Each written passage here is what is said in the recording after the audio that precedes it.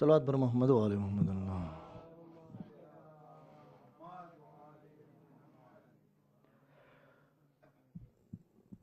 میں سوچتا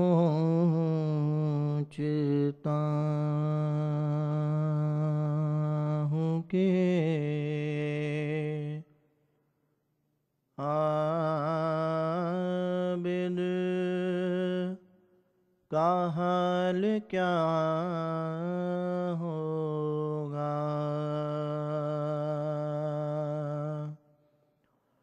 میں سوچتا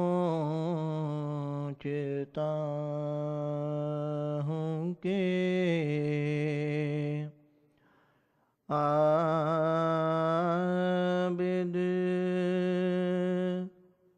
کا حال کیا ہوگا.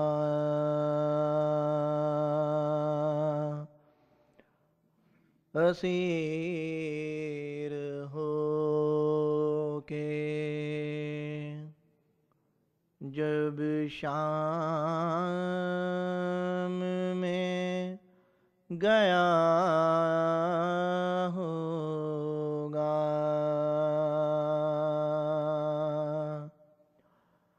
اسیر ہو کے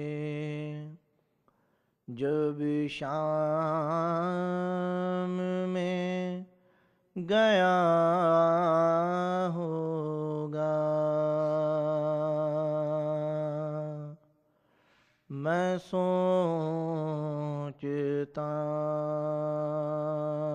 ہوں کہ سنا ہے شام میں جاتے ہی خون رونے لگا.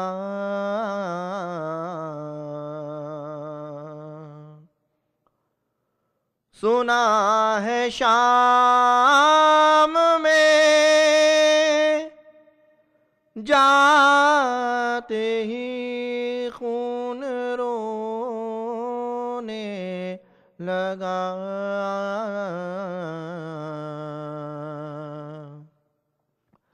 نہ جانے شمر نے اس وقت کیا کہا ہوگا.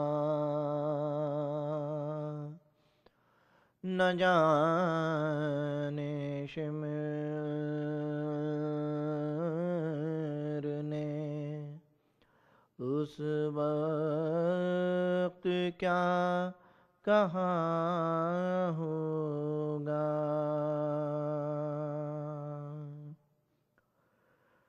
وہ ظلم دیکھے ہیں سجاد نے حسین کے بعد.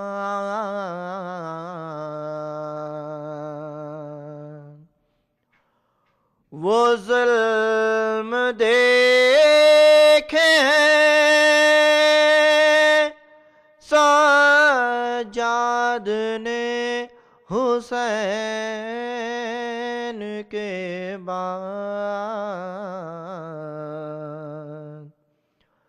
میرے خیال سے اب تک بھی رو رہا ہوگا. میرے خیال سے اب تک بھی رو رہا ہوگا. مجھے یقین نہیں آتا یقین کیسے کروں.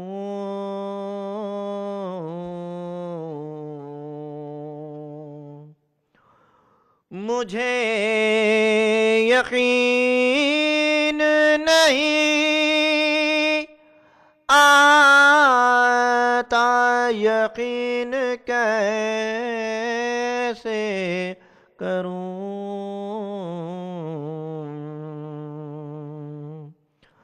علی کی لاڈلی بیٹی کا سر کھلا ہوگا،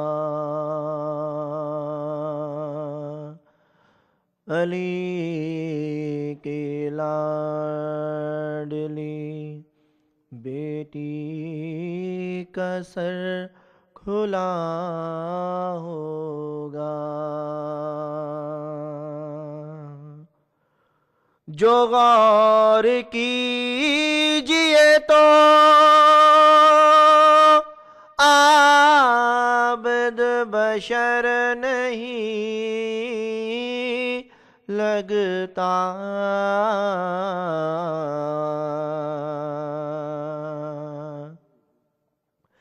جو غور کیجئے تو عابد بشر نہیں لگتا،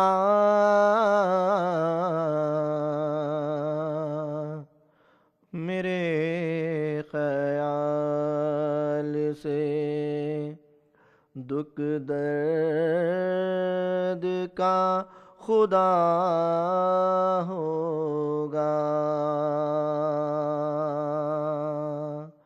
میرے خیال سے دکھ درد کا خدا ہوگا،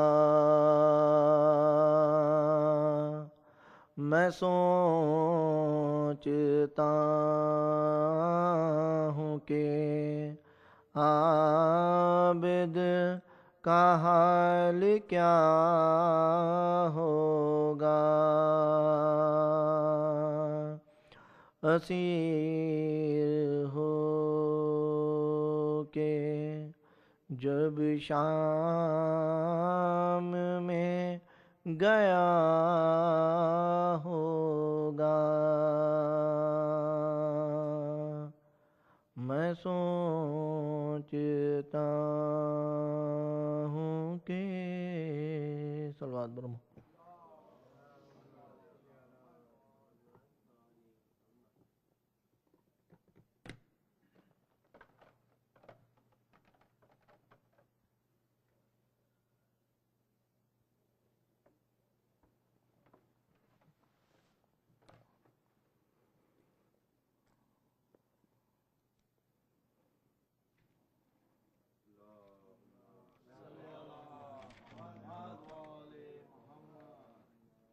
صلوات محمد علیہ۔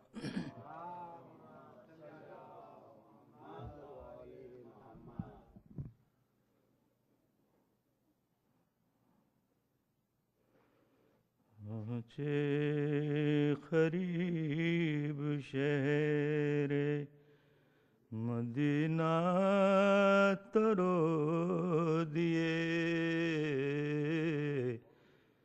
پہنچے قریب شہر مدینہ ترو دیے، عابد کا دل دکھوں سے بھرایا تو رو دیے، پہنچے قریب شہر مدینہ تو رو دیے، پاؤں میں آب لے تھے چلے اور ٹھہر گئے، پاؤں میں آب لے تھے چلے اور ٹھہر گئے روضہ رسول کا نظر آیا تو رو دیے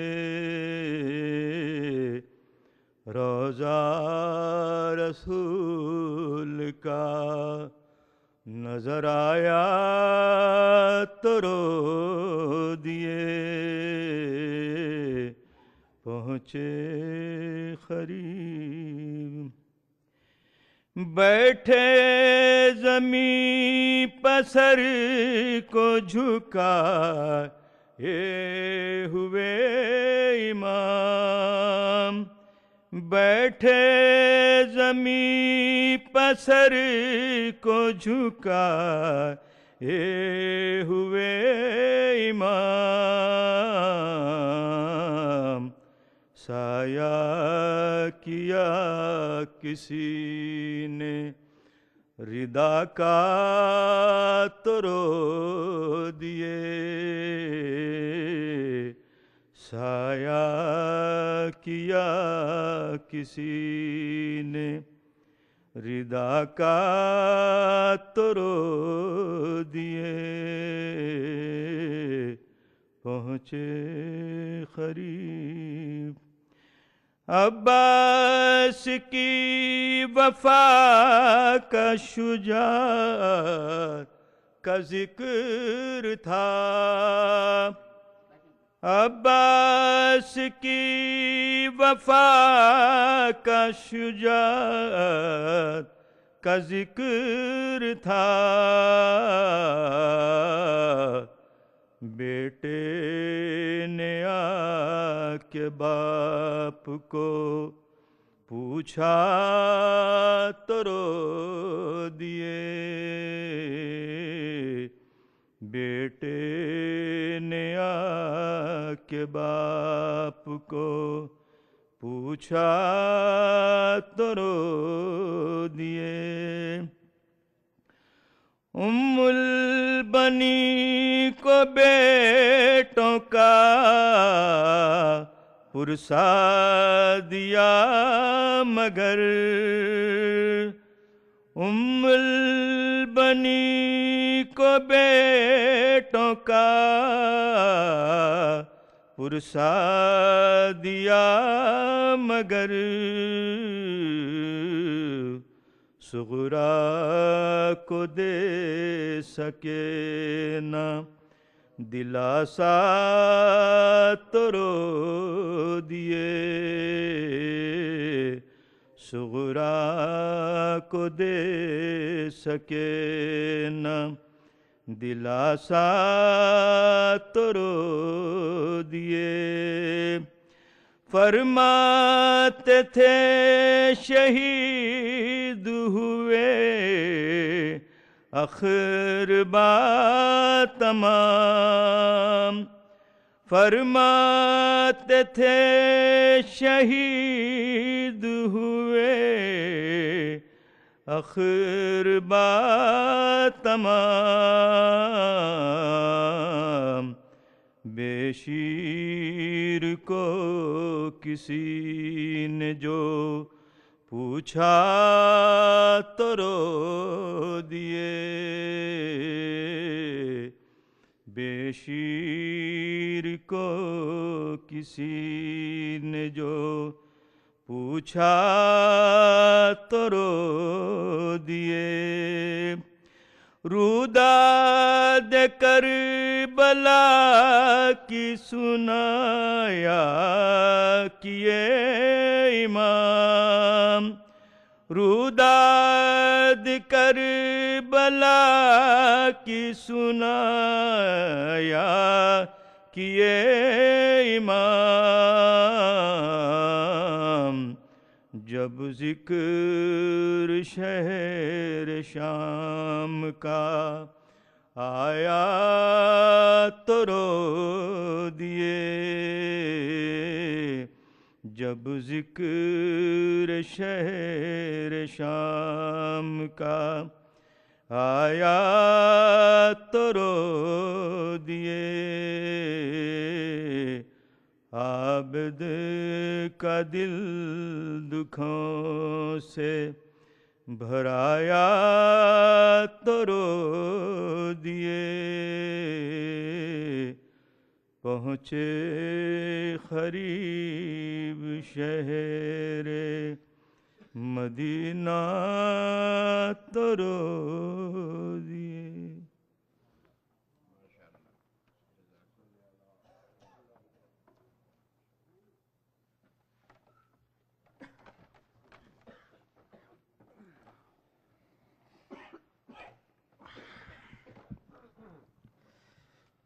درود بھیجے محمد والے.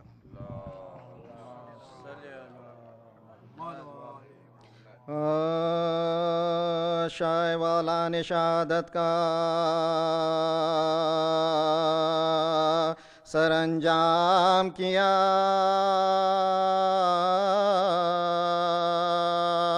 سر کٹا ظلم سے حق کا مگر کام کیا. صبر نے عابدے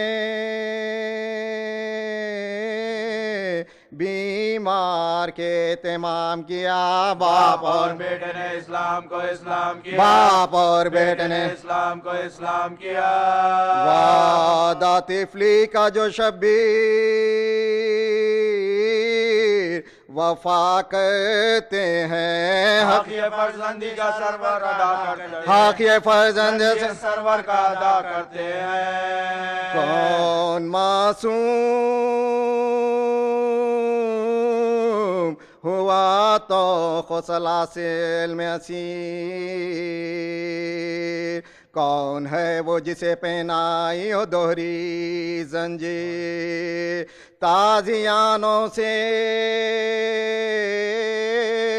عدو دیتے تھے کس کو تعزیر، کس کے ماں بہنوں کی مجمع میں ہوئی ہے تشہیر، کس کے ماں بہنوں کی مجمع میں ہوئی ہے تشہیر. طے کوئی کر نہ سکا جس کو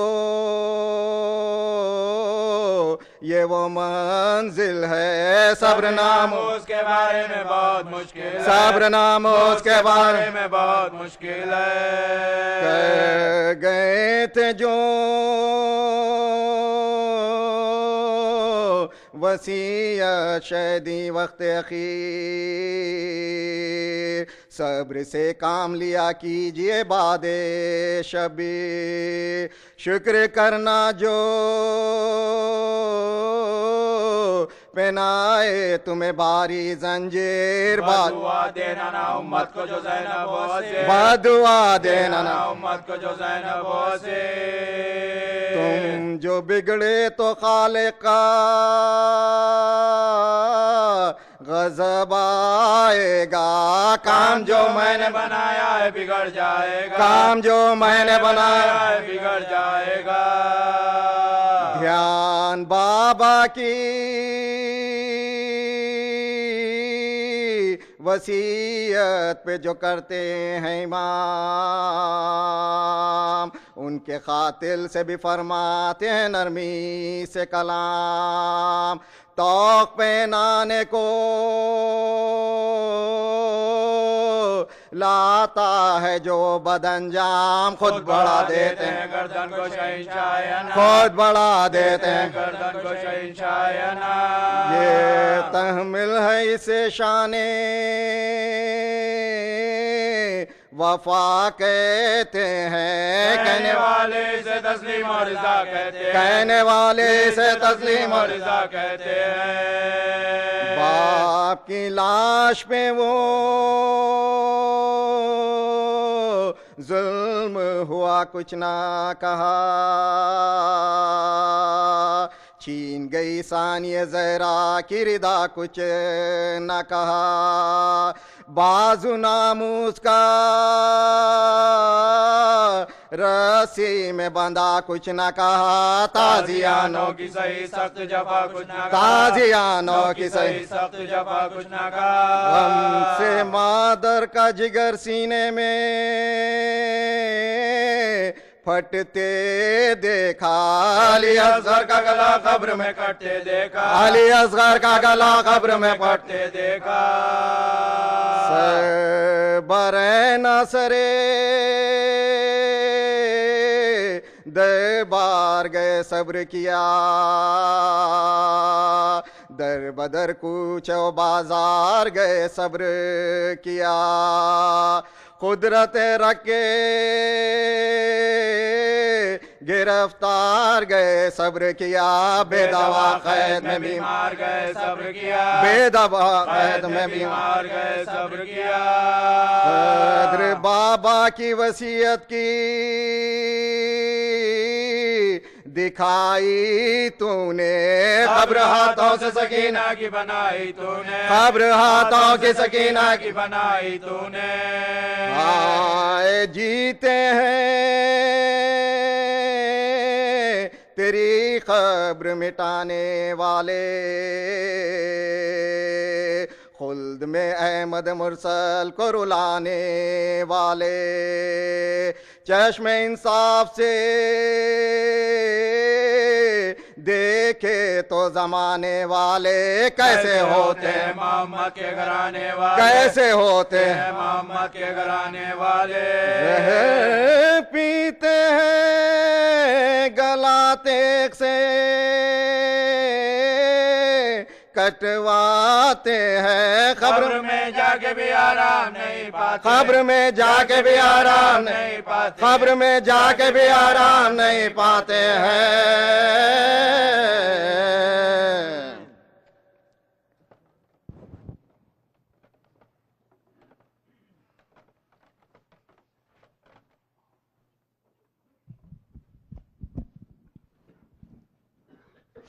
مومنین آپ لوگ تھوڑا آگے آ جائیں پلیز، ادھر تھوڑا قریب آ جائیے پلیز.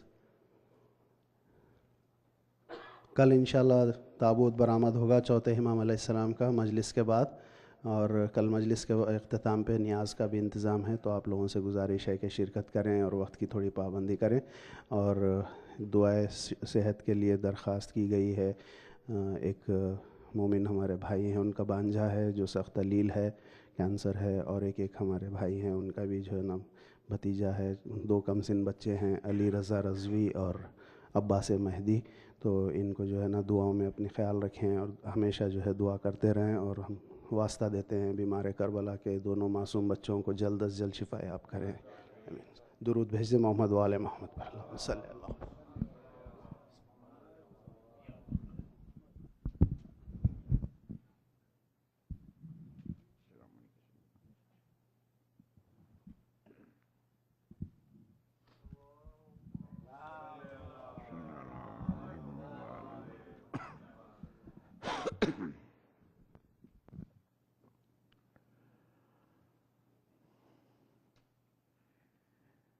رحم اللہ من قرأ سورة المباركة الفاتحة. بسم الله الرحمن الرحيم. الحمد لله رب العالمين الرحمن الرحيم مالك يوم الدين. إياك نعبد وإياك نستعين. اهدنا الصراط المستقيم صراط الذين أنعمت عليهم غير المغضوب عليهم ولا الضالين. أعوذ بالله السميع العليم من الشيطان اللعين الرجيم. وبفضله بسم الله الرحمن الرحيم. الحمد لله قاسم الجبارين مبير الظالمين مدرك الهاربين صريخ المستصرخين موضع حاجات الطالبين معتمد المؤمنين وغاية العارفين. ثم الصلاة والسلام والتحية والإكرام على البشير النذير والسراج المنير سيدنا ومولانا ومقتدانا وهادينا وقائدنا وإمامنا وشفيعنا وحبيبنا وحبيب إله العالمين أبي القاسم محمد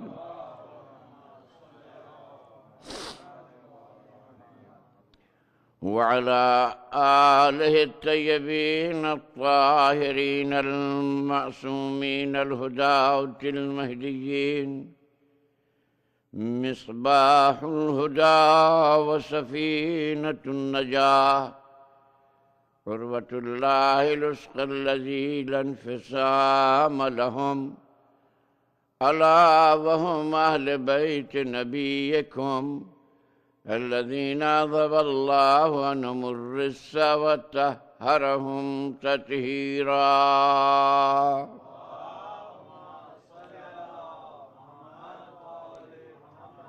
لا سيما على بقية الله الذي بقيت الدنيا ببقائه ورزق الورى بجوده واللعنة الدائمة الباقية على أعدائهم أعداء الله من أول عداوتهم إلى قيام يوم الدين وبعد فقد قال الله تبارك وتعالى في كتابه المجيد وفرقانه الحميد بسم الله الرحمن الرحيم لقد كان لكم في رسول الله أسوة حسنة لمن كان يرجو الله واليوم الآخر وذكر الله كثيرا درود بجے محمد و محمد.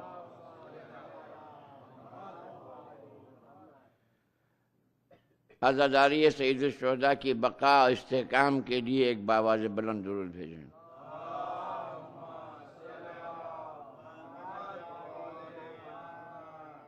علماء اسلام محافظ شریعت ہیں، ان کا سایہ ہمارے سروں پر باقی رہے، اس کے لیے باواز بلند درود بھیجیں.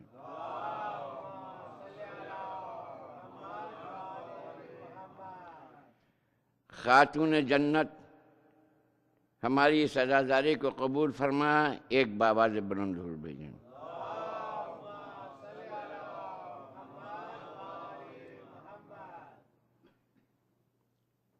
سورہ احزاب کی 21ویں آیہ کریمہ، جہاں تمام مسلمانوں کو یہ حکم دیا جا رہا ہے لَقَدْ كَانَ لَكُمْ فِي رَسُولِ اللَّهِ أُسْوَةٌ حَسَنَةٌ، اس میں شک نہیں نگاہ قدرت میں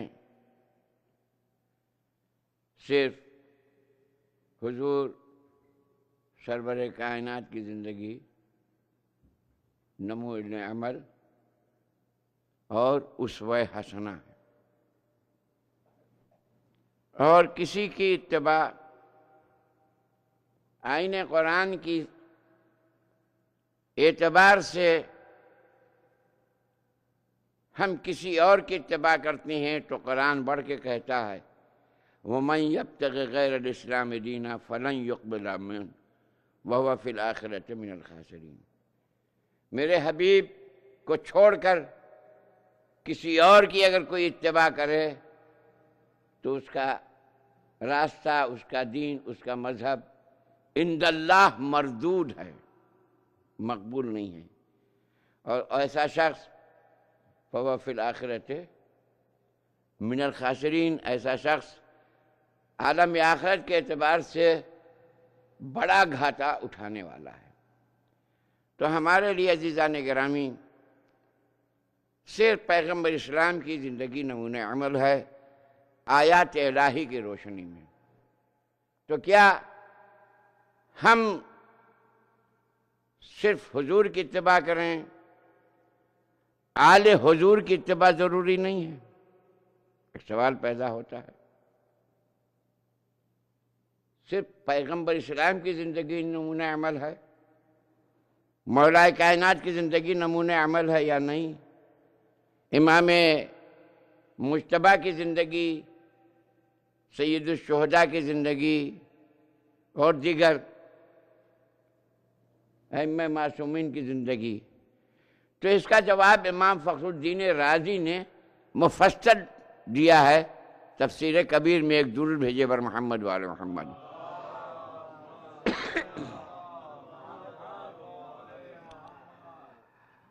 اور وہ کہتا ہے کہ یہ المیہ ہے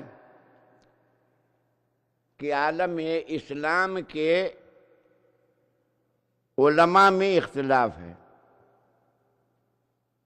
یہ ہم نہیں کہہ رہے ہیں، یہ امام فخر الدین رازی تفسیر کبیر جلد اول فاتحۃ الکتاب کی تفسیر میں مفصل بحث کرتے ہیں، اور اس بحث میں قرآن کریم کی پہلی آیے کریمہ، آپ سب جانتے ہیں قرآن کریم کی پہلی آیے کریمہ کون ہے؟ ظاہر ہے بسم اللہ الرحمن الرحیم۔ ہر مسلمان جانتا ہے کہ قرآن کریم کی پہلی آیے کریمہ بسم اللہ الرحمن الرحیم ہے۔ اسی میں اختلاف ہے کہ بسم اللہ الرحمن الرحیم قرآن کا حصہ ہے یا نہیں۔ ہاں، وہ بسم اللہ الرحمن الرحیم جو سورہ نمل کے وسط میں آیا ہے، انہو من سلیمان انہو بسم اللہ الرحمن الرحیم، یہ تو اتفاق ہے کہ یہ بسم اللہ جزء قرآن ہے۔ باقی جتنے بسم اللہ ہر سورے کی ابتدا میں ہے، اس میں اختلاف ہے کہ یہ سورے کی ابتدا میں جتنے بسم اللہ ہیں یہ قرآن کا حصہ ہے یا قرآن سے الگ ہے۔ تو دو گروہ ہو گئے، ایک کہتا ہے سارے تمام بسم اللہ قرآن کا حصہ ہے، دوسرا کہتا ہے حصہ نہیں ہے۔ جو کہتا ہے حصہ ہے اس میں بھی دو گروہ ہو گئے، الحمد کا حصہ ہے یا حصہ نہیں ہے۔ ایک کہتا ہے حصہ نہیں ہے، اس سے بحث نہیں کرنا ہے۔ جو گروہ علماء قائل ہے کہ حصہ ہے، ان میں پھر دو گروہ ہو گئے کہ یہ حصہ استحبابی ہے یا حصہ وجوبی ہے۔ تو ایک قائل ہوا کہ یہ حصہ استحبابی ہے، اسی لیے آپ جمہور مسلمین کو جب نماز پڑھتے ہوئے دیکھتے ہیں تو بسم اللہ الرحمن الرحیم کو وجوب کی نیت سے نہیں پڑھتے، اور جو وجوب کی نیت سے پڑھتے ہیں ان میں بھی دو گروہ ہو گئے، آہستہ پڑھنا چاہیے یا بآواز بلند پڑھنا چاہیے۔ اکثر مسلمین جب نماز پڑھتے ہیں تو بسم اللہ الرحمن الرحیم دل سے پڑھتے ہیں، باقی آیتیں بآواز بلند پڑھتے ہیں۔ آپ ہمیشہ مشاہدہ کرتے آئے ہیں، مجھے دلیل پیش کرنے کی ضرورت نہیں ہے۔ اتنے مختلف مذاہب کو نقل کرنے کے بعد امام راضی فرماتے ہیں اس مسئلے میں میرا مسلک یہ ہے کہ بسم اللہ الرحمن الرحیم قرآن کا بھی حصہ ہے، الحمد کا بھی حصہ ہے، اس کو نماز میں سورہ ہم میں پڑھنا چاہیے اور بآواز بلند پڑھنا چاہیے۔ درود بھیجے بآواز بلند۔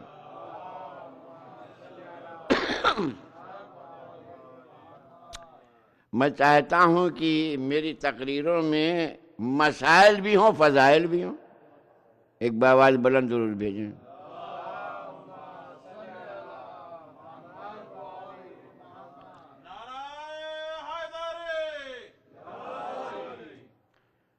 تو فخر رازی نے تمام علماء کے مسلک کو نقل کرنے کے بعد فرماتے ہیں میرا مسلک یہ ہے کہ یہ سورہ ہم کا جز ہے، بغیر اس کے نماز نہیں ہوگی، اور اس کو قرات جب نماز میں قرات کی جائے تو سورہ ہم کو بآواز بلند پڑھنا چاہیے، چاہے نماز اخفاتی ہو یا جہری ہو، ہر ایک میں۔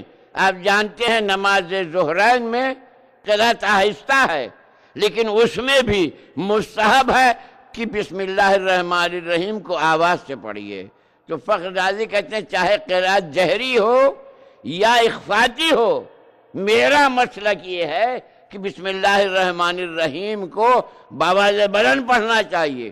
ان کے مسلک کے علماء نے پوچھا فخر رازی تمہارے پاس اس کی سند کیا ہے؟ کہا جب میں نے تاریخ کے آئینے سے دیکھا اور پیغمبر نے یہ فرمایا، کیا فرمایا؟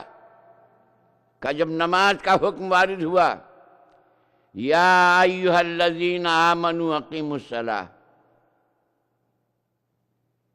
صلاۃ کے معنی عربی میں دعا کے ہیں، صلاۃ کے معنی عربی میں دعا کے ہیں، تو دعا تو سب کرتے ہیں، یہود بھی کرتے ہیں، نصارہ بھی کرتے ہیں، مجوس بھی کرتے ہیں، ہندوز بھی کرتے ہیں، بدھسٹ بھی کرتے ہیں، ہر مذہب والے دعا کرتے ہیں، تو کیا ہم کہیں وہ سب نماز پڑھ رہے ہیں؟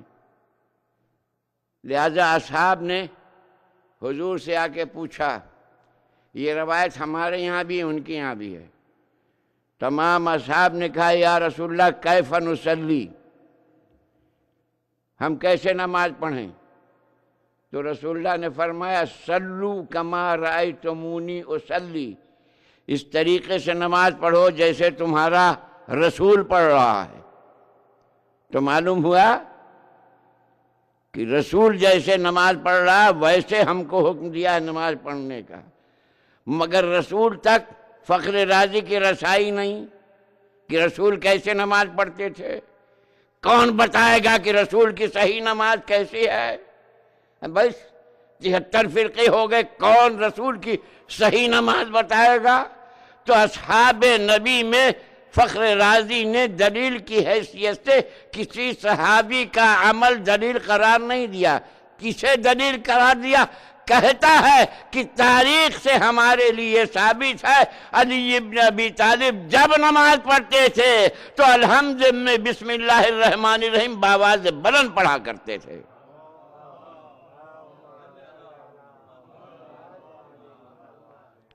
میں کہوں گا فخر رازی تمام اصحاب کو چھاٹ کر علی کے عمل کو دلیل کیوں قرار دیا؟ کہا اس لیے کہ پیغمبر اسلام نے کسی صحابی کے عمل کو مستند قرار نہیں دیا ہے سوائے علی ابن ابی طالب کے۔ علی کے عمل کو پیغمبر نے مستند قرار دیا۔ کہا کیسے؟ کہا اس طریقے سے کہ پیغمبر نے فرمایا علی منی وانا من علی، علی مجھ سے ہے میں علی سے ہوں۔ صلوات بھیجو اور محمد و آل محمد۔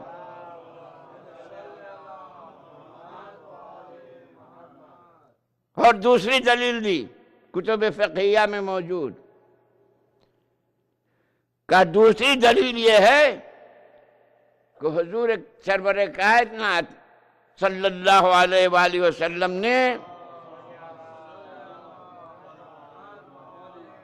علی ابن ابی طالب کے لیے فرمایا اللہم ادرئی الحق حیث ما دار علی، پالنے والے حق کو علی کا اس طرح سے پابند کر دے جدھر علی مڑے ادھر حق مڑے۔ تو معلوم ہوا کہ پیغمبر فرما رہے ہیں حق پابند علی ہے، علی پابند حق نہیں۔ لہذا یہ دلیل بنی کہ علی کے عمل کو دلیل بنایا جائے۔ اس حدیث سے علی کے عمل کو دلیل بنایا گیا۔ اچھا اب یہیں پر میں تبصرتاً ایک بات کہنا چاہتا ہوں، ایک درود بھیجے بر محمد و آل محمد۔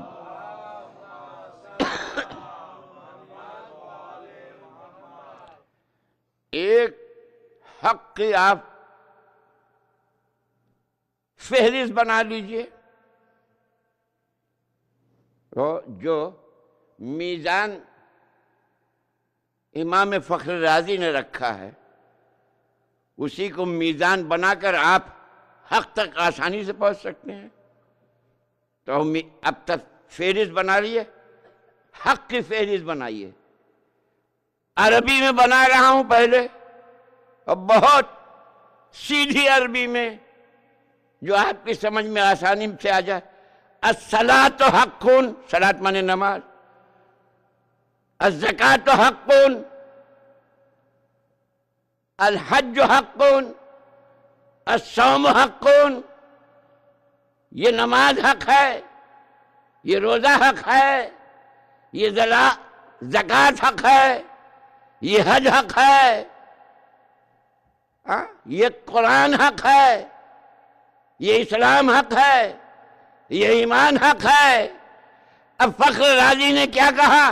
پیغمبر نے کہا ہے حق پابند علی ہوگا، علی پابند حق نہ ہوگے تو نماز کہاں ملے گی جہاں علی ہو؟ روزہ کہاں ملے گا جہاں علی ہو؟ زکوٰۃ کہاں ملے گی جہاں علی ہو؟ حج کہاں ملے گا جہاں علی ہو؟ ایمان کہاں ملے گا جہاں علی ہو؟ قرآن کہاں ملے گا جہاں علی ہو؟ تفسیر کہاں ملے گی جہاں علی ہو؟ شریعت کہاں ملے گی جہاں علی ہو؟ طریقت کہاں ملے گی جہاں علی ہو؟ درود بھیجے اور محمد والے محمد.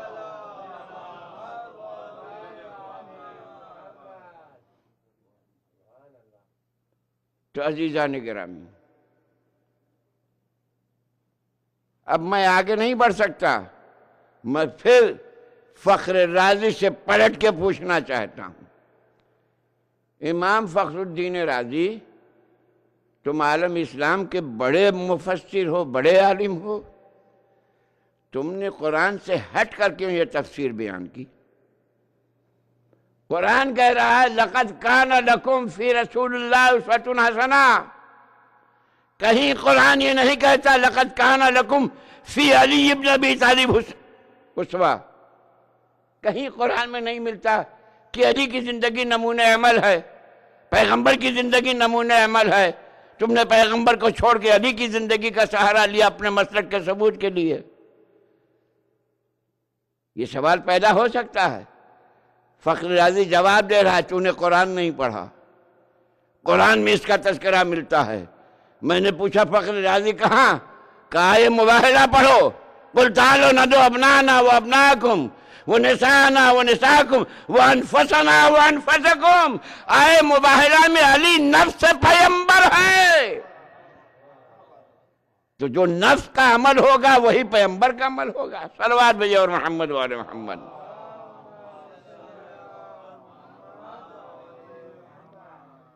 ایک اور درود بھیجے اور محمد والے محمد.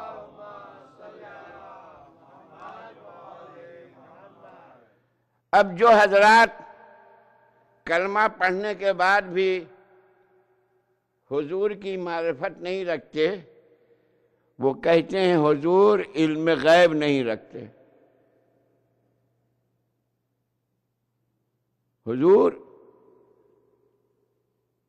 علم غیب. ارے بھائی حضور سے چھوٹے انبیاء علم غیب رکھتے تھے.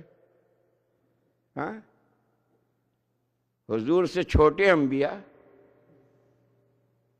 ہاں، آپ حضور کو سید المرسلین جانتے ہیں، سب سے بڑے تمام رسولوں کے سردار. سردار انبیاء کو غیب کا علم نہ ہو اور اس کے ماتحت جو چھوٹے چھوٹے انبیاء ہیں انہیں غیب کا علم ہو. قرآن جناب عیسیٰ کے لیے کہتا ہے کہ جناب عیسیٰ نے کہا میں خبر دوں گا کہ تم کل کیا کھاؤ گے، تم کل کیا کرو گے. تو غیب کی بات ہوئی نا. جناب عیسیٰ غیب کی بات جانتے ہیں. کہتے ہیں بات ایسی ہے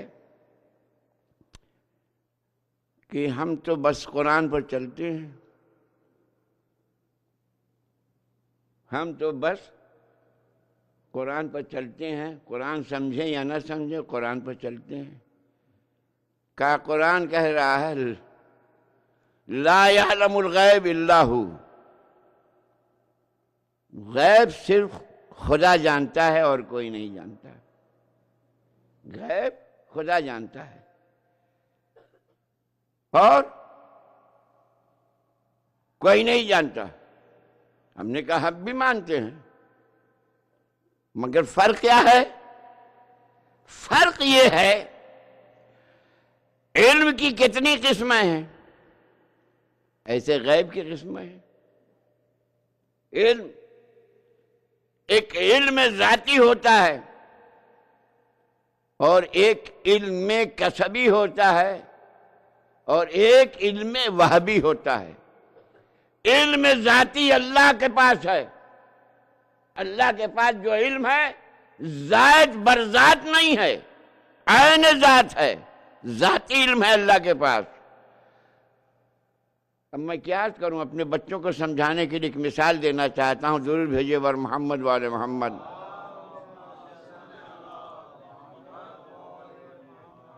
ایک چھوٹا سا علم، دو کتنا ہوتا ہے؟ دو چار ہوتا ہے۔ یہ علم آپ کے پاس ہے نا، دو چار کا علم آپ کے پاس ہے۔ علم الہی میں دو چار ہوتا ہے یا 5؟ کیا خیال ہے؟ کائنات کی بشریت کا کیا خیال ہے؟ علم الہی میں دو چار ہوتا ہے، 5 نہیں ہوگا۔ آپ اتنے بڑے موحد ہیں کہ اگر ہم بھی اس کے یہاں دو چار ہوتا ہے ہم بھی کہیں دو چار تو مشرک ہو جائیں گے، لہذا تم کہو دو تین ہوتا ہے، ایسا ہو سکتا ہے؟ تو خدا کے علم میں بھی دو چار ہے، آپ کے بھی علم میں دو چار ہے، تو کیا آپ اور اللہ علم میں برابر ہو گئے؟ نہیں، اس کا علم ذاتی ہے، آپ کا علم کسبی ہے۔ اس فرق کو سمجھ رہے ہیں؟ اس کا علم ذاتی ہے، وہ دو چار سمجھنے میں کسی کا محتاج نہیں تھا، اس نے کسی سے سیکھا نہیں، ہم نے کسی سے سیکھا۔ یہ ڈفرنس ہے، یہ فرق ہے، اس کا علم ذاتی ہے۔ تو اسی طریقے سے جتنے علوم ہیں، اللہ کا علم ذاتی ہے، ہمارا اور آپ کا علم کسبی ہے، یعنی استاد کے ہاں زانو ادب طے کیا تب ہمیں معلوم ہوا دو چار ہوتا ہے، 4 4 8 ہوتا ہے، تب ہمیں معلوم ہوا۔ اس کے بیچ ایک علم ہے، نہ ذاتی ہے نہ کسبی ہے، وہ علم وہبی ہے، خدا جسے چاہے عطا کرے۔ آپ یہ سمجھئے؟ اسی طرح سے علم غیب ہے، علم غیب یا ذاتی ہے یا وہبی ہے۔ پروردگار عالم کہہ رہا ہے لا یعلم الغیب الا ہو، یعنی ذاتی حیثیت سے یہ علم صرف اللہ کے پاس ہے، لیکن وہبی حیثیت سے اللہ جسے چاہے دے سکتا ہے۔ توجہ چاہتا ہوں، پیغمبر نے، اور ہم کبھی یہ نہیں کہتے کہ پیغمبر کے پاس اور آل پیغمبر کے پاس علم غیب ذاتی ہے، ہم کبھی نہیں کہتے، ہم کہتے اللہ نے دیا، وہ بھی علم ہے۔ اچھا، میں دلیل ایک پیش کرتا ہوں، بڑی متقن ایک درود بھیجے ور محمد وعلی محمد۔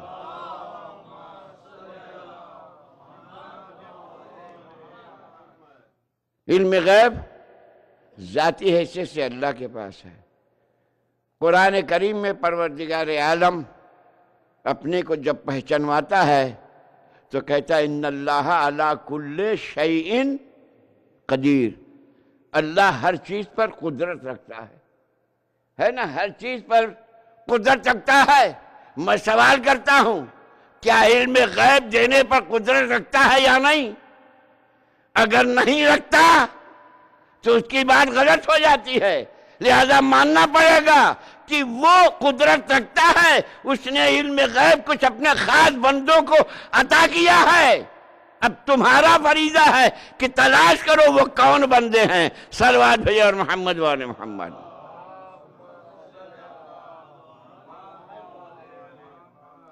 ایک اور درود بھیجے ور محمد والے محمد۔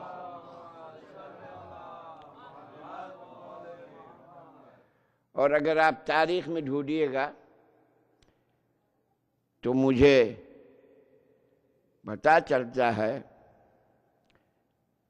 کہ حضور کے اصحاب بھی حضور کے علم غیب کے قائل تھے، حضور کے علم غیب کے قائل تھے۔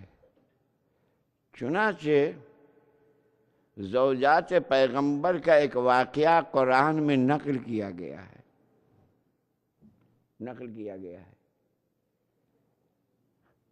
آپ جانتے ہیں، اور پورا واقعہ ہے سورہ تحریم میں،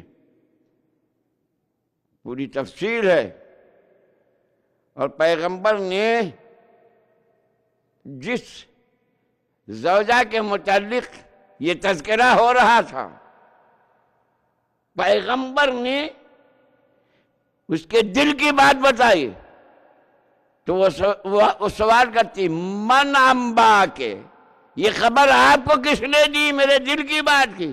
کہا نبانی العلیم الخبیر، مجھے اس نے خبر دی ہے۔ تو قرآن بھی بول رہا ہے کہ علم غیب پروردگار عالم نے نبی کو دیا، اور اصحاب کا بھی عقیدہ ہے۔ میں ایک واقعات کرتا ہوں آپ کے سامنے، اور وہ یہ کہ سیرت پیغمبر اسلام یہ تھی کہ جب کوئی مال آتا تھا حضور کی خدمت میں تو اصحاب میں برابر سے، مستحقین میں برابر سے تقسیم کر دیا کرتے تھے، ایک $1 سب کو، جتنے لوگ ہیں، $5 جیسا مال آیا ہو۔ ایک دفعہ یمن سے خراج آیا، بہت زیادہ اونٹوں پر لٹکے، مال بہت تھا، اشرفیہ بورے میں بھری ہوئی مسجد نبوی میں۔ اصحاب بہت خوش ہوئے، آج مال بہت آیا ہے، آج اگر پیغمبر تقسیم کریں تو ہم سب کو $100 ملے گا۔ نگاہیں سب کی جمی ہوئی۔ آج بزم رسالت میں کوئی غنی نہیں، سب فقیر بیٹھے ہیں۔ صلوات بھیجے محمد علیہ۔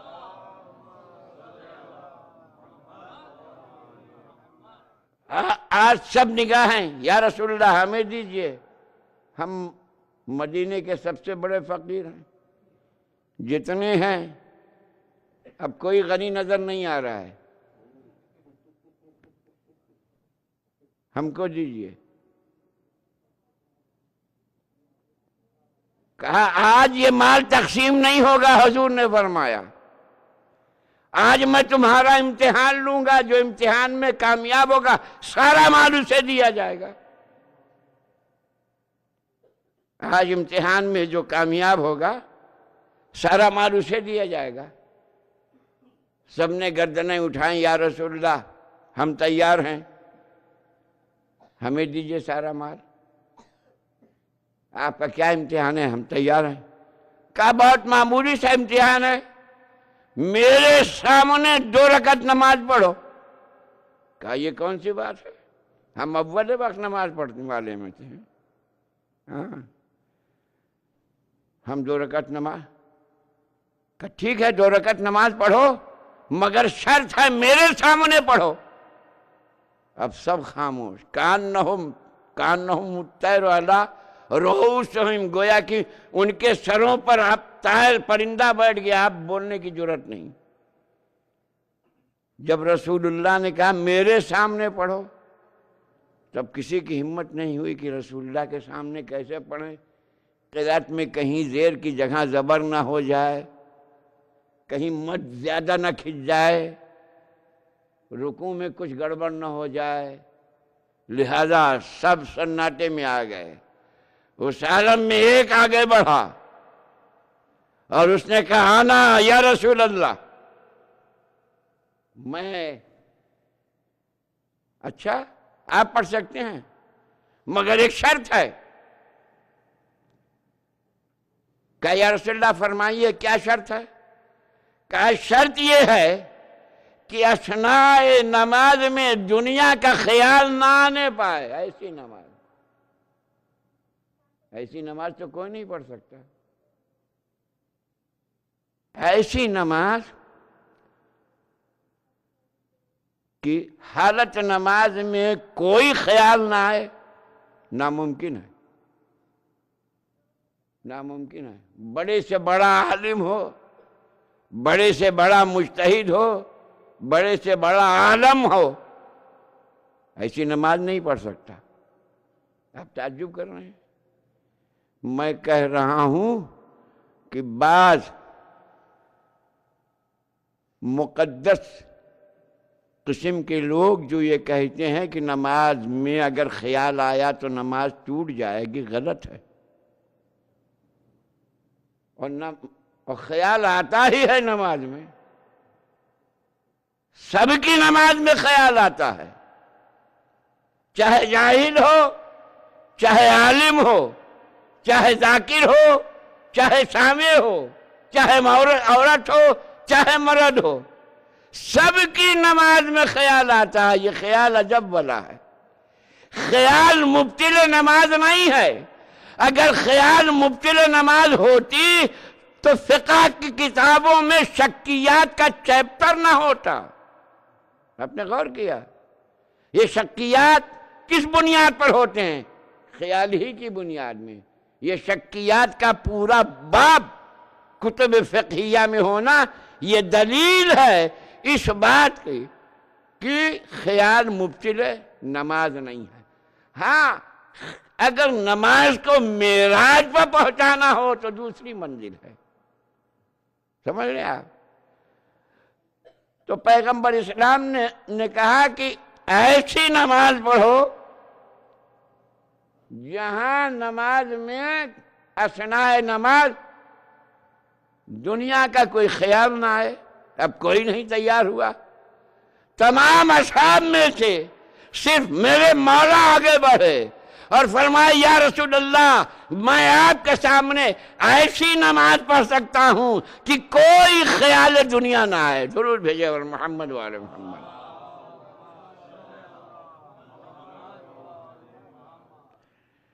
لہذا امیر المومنین آگے بڑھے،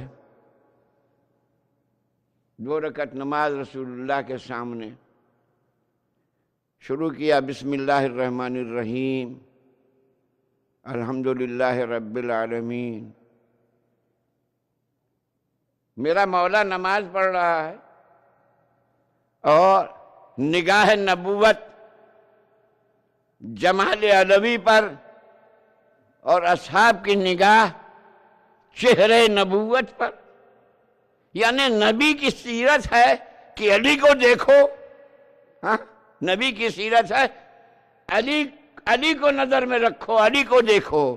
عملاً بتا رہے ہیں، علی نماز پڑھ رہے ہیں، نگاہ نبوت چہرے علی پر جمی ہوئی، امت کی نگاہیں چہرے نبوت پر، یہ سمجھ کر چہرے نبوت پر تھی نگاہیں کہ اگر علی کی نماز میں خیال آئے گا تو نبی کا چہرہ متغیر ہوگا۔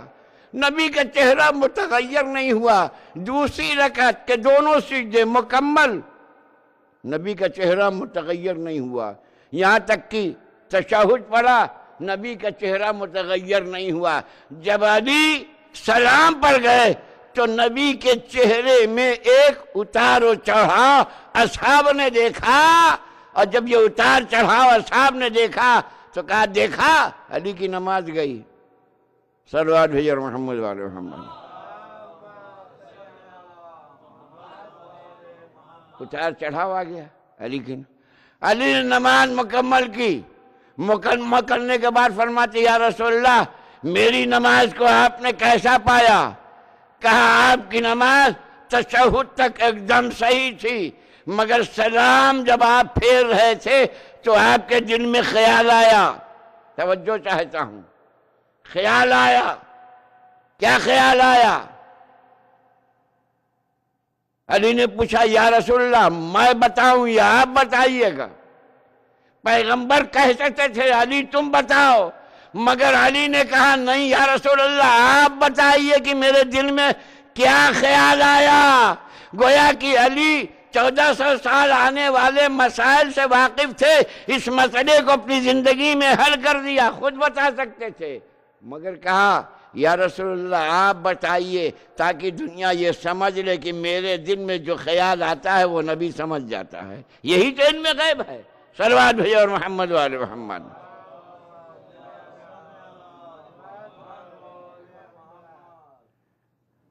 کہاں علی میں بتا رہا ہوں، تمہارے دل میں حالت سلام میں یہ خیال آیا کہ یہ مال لے کر تم غریبوں میں تقسیم کر دو گے؟ کہاں یا رسول اللہ یہ خیال تو آیا، مگر آپ سچ بتائیے یہ خیال دنیا ہے یا خیال آخرت ہے؟ آپ نے شرط خیال دنیا کی لگائی تھی، یہ تو خیال آخرت ہے۔ صلوات بھیجو اور محمد وآل محمد۔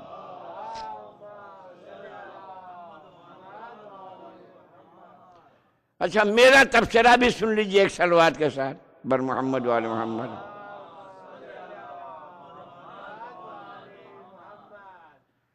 جیسا کہ آج کل کے لوگ زیادتیاں کرتے ہیں، ایسے زیادتی اصحاب کر دیتے، کیا فرق پڑتا تھا؟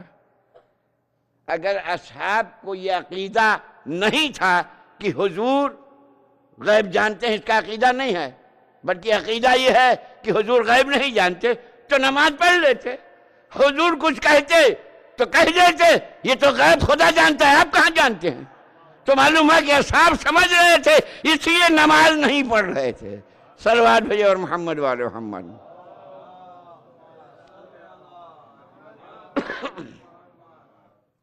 ایک اور درود بھیجو۔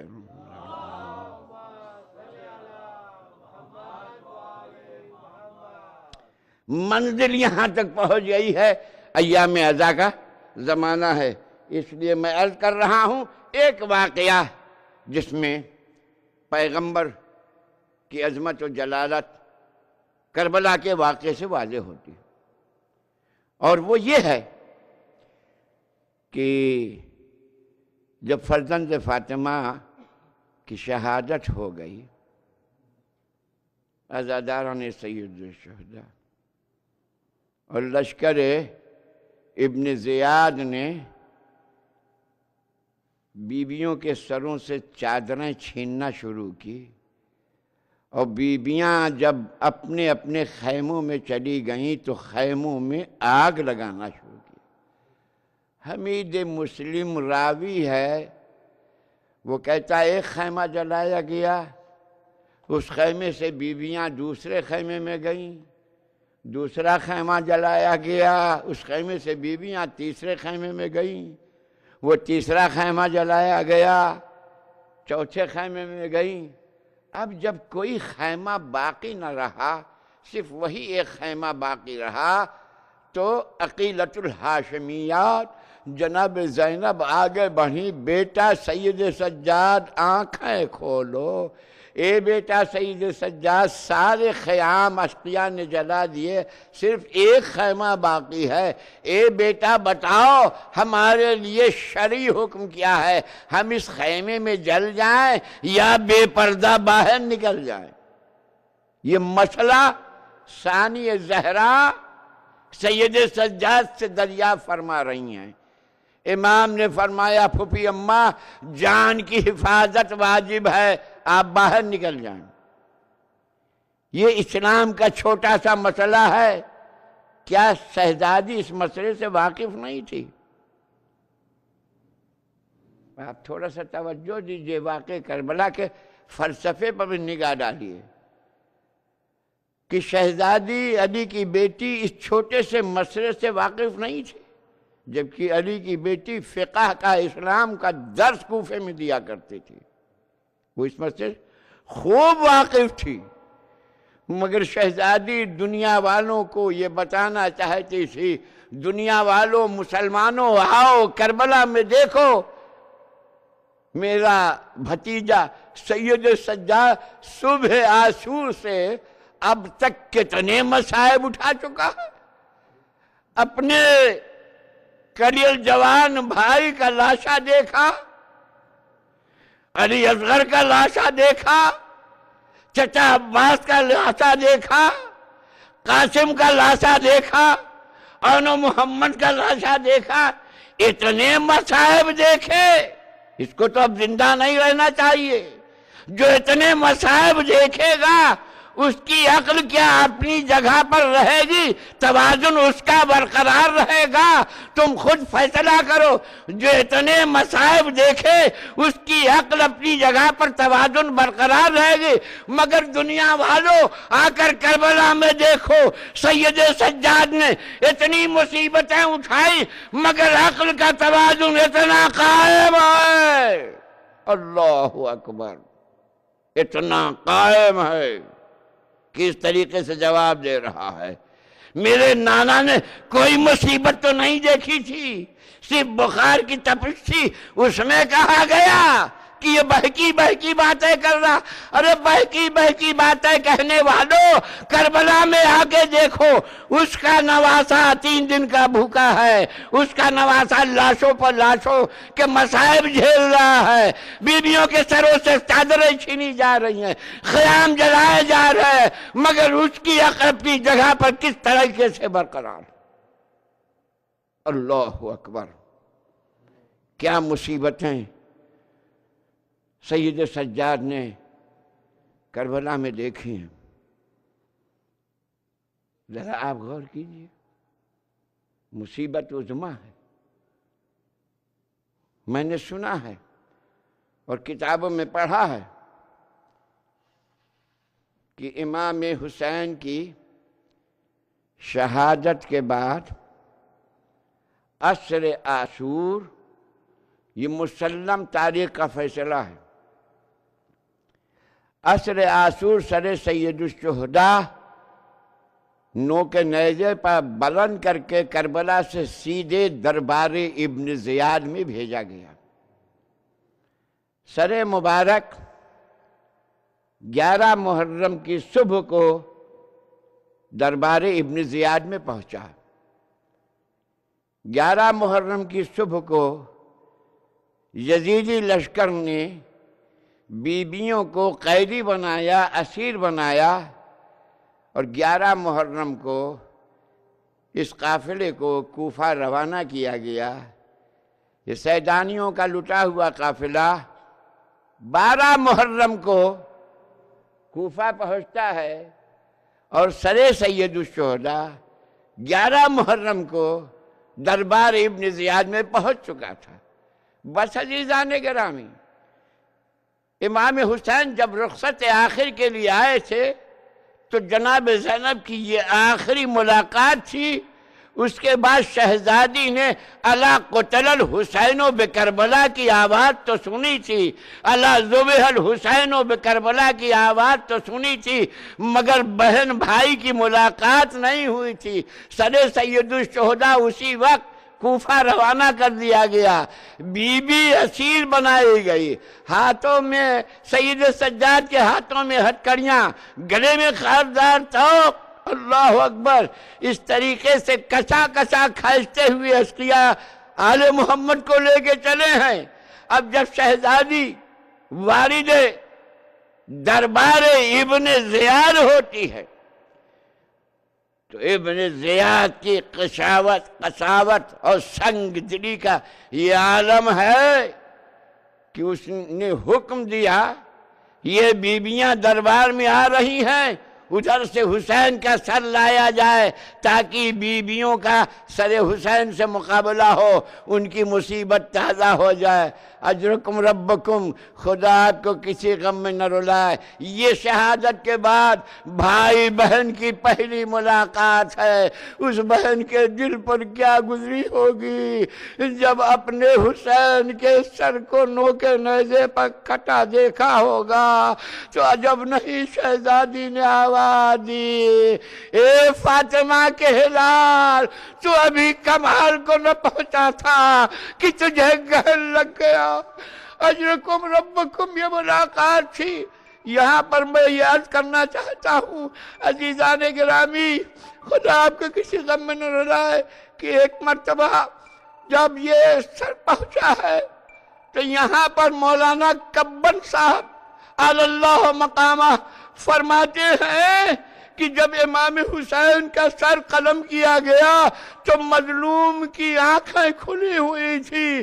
کوفہ تک جب مظلوم کا سر پہنچا تو مظلوم کی آنکھیں کھلی ہوئی تھی، لیکن جب بھائی نے بہن کو بے رضا دیکھا تو حسین نے آنکھیں بند کر لی۔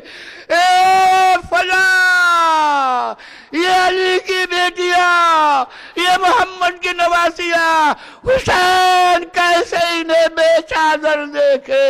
میں کہوں گا حسین آپ برداشت نہ کر سکے، ارے میرے آقا آگے بڑھ کر سید سجاد کا سہارا دیجئے۔ ارے سید سجاد کی آنکھیں ہیں، زینب ام کلثوم بے مقنا و چادر، منادی ندا دے رہا ہے، ہذہ سبایا من رسول اللہ۔ یہ آل محمد کے قیدی ہے، جنہیں تماشا دیکھنا ہو آ کے تماشا دیکھے۔ وَسَيَعْلَمُ الَّذِينَ ظَلَمُوا أَيَّ مُنقَلِبٍ يَنقَلِبُونَ۔ الہی بحق الزہراء وابیہا وبالہا وبنیہا وسل المستودعفیہ۔ حاضرین مجلس کے مقاصد شرعیہ کو اللہ، جو مقروض ان کے قرضوں کو ادا فرما، جو بیمار انہیں شفاء عاجل و کامل عنایت فرما، ہم سب کو توفیق نیک عطا فرما۔ بار الہا اس قلیل توسل اور اس مجلس اعزاء کو قبول فرما، ہمارے آنسوؤں کو رومال سیدہ میں جگہ عنایت فرما۔ شیعان آل محمد جہاں بھی ان کے جان و مال، عزت و آبرو کی حفاظت فرما، مشاہد مشرفہ کی حفاظت فرما، ہماری عزاداری کی حفاظت فرما۔ ہم سب کو اس سے زیادہ سید الشہداء کے عزاداری ادا کرنے کی توفیق عنایت فرما۔ امام زمانہ اس سے راضی ہوتے ہیں، اس لیے ہم کو اس میں زیادہ منہمک ہونا چاہیے۔ بار الہا امام زمانہ کو ہم سے راضی فرما، ان کے ظہور میں تاجیل فرما۔ ماتم حسین۔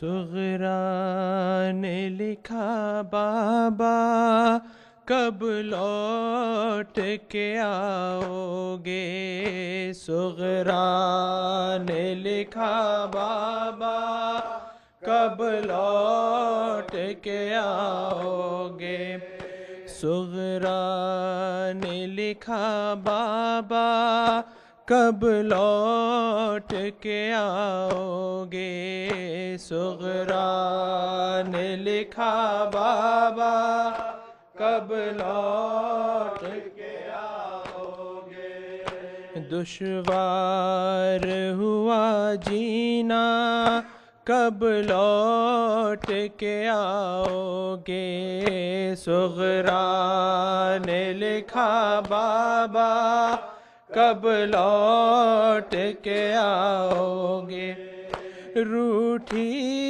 ہے خوشی مجھ سے ہر لمحہ نیا غم ہے، دھڑکن کی صداؤں میں تنہائی کا ماتم ہے، بھیا علی اکبر کی فرقت میں یہ عالم ہے، ہر سانس ہے ایک بھالا، ہر سانس ہے ایک بھالا، کب لوٹ کے آؤ گے، صغرا نے لکھا بابا کب لوٹ کے آؤ گے؟ صغرا نے لکھا بابا کب لوٹ کے آؤ گے؟ کیا جانیے آتے ہیں کیوں مجھ کو یہ اندیشے، منظر نظر آتے ہیں جلتے ہوئے خیموں کے، رہ رہ کے نہ جانے کیوں گرتی ہے ردا سر سے۔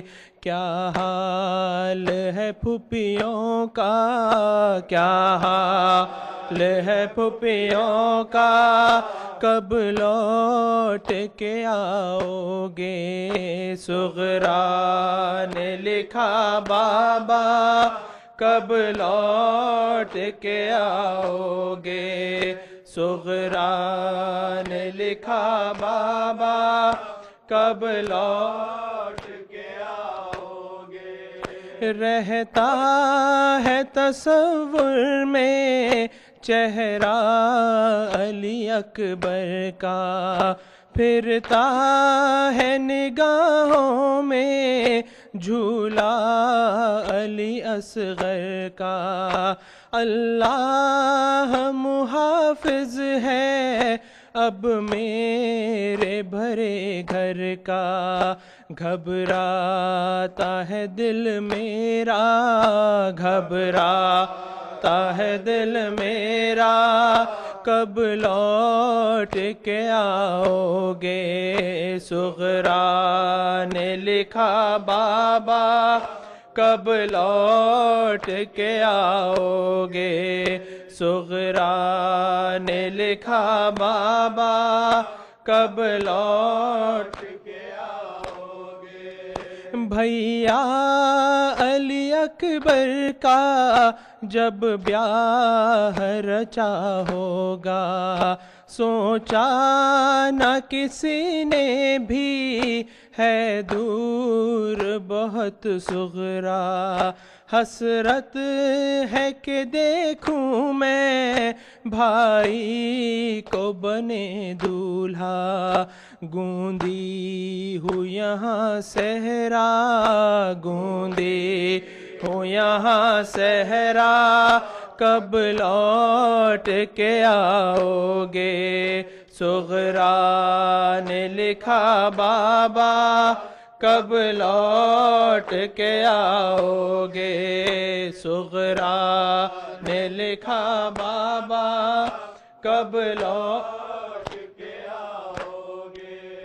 کیوں جانے مجھے اکثر آتا ہے خیال ایسا، یوں لگتا ہے جیسے کہ بے پردہ ہے سب کنبہ، اللہ رکھے پردہ زہرا کے گھرانے کا، دل کانپتا ہے میرا، دل کانپتا ہے میرا، کب لوٹ کے آؤ گے؟ صغرا نے لکھا بابا کب لوٹ کے آؤ گے؟